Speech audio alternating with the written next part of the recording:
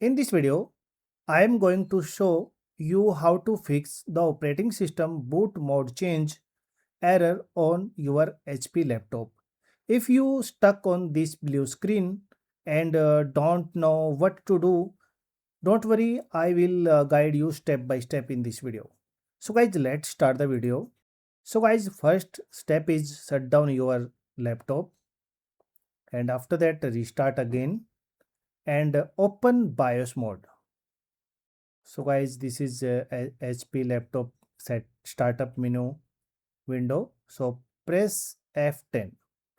So guys, after that open boot option and find here secure boot option in this list boot. So boot option and select this secure boot option. Okay, and press enter and select here enabled.